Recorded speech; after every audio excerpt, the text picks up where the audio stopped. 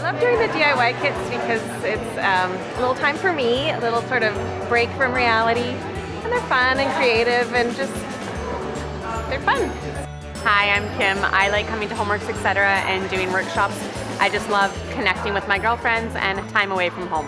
I found Jacqueline's shop in December 2019 when she first opened, and we went to the open house, and I fell in love with the idea of doing workshops. And then I did my first workshop in January 2020, and then with the shutdown I discovered I loved it, and I was able to be creative at home, and it was such a stress relief to get me through the COVID lockdown.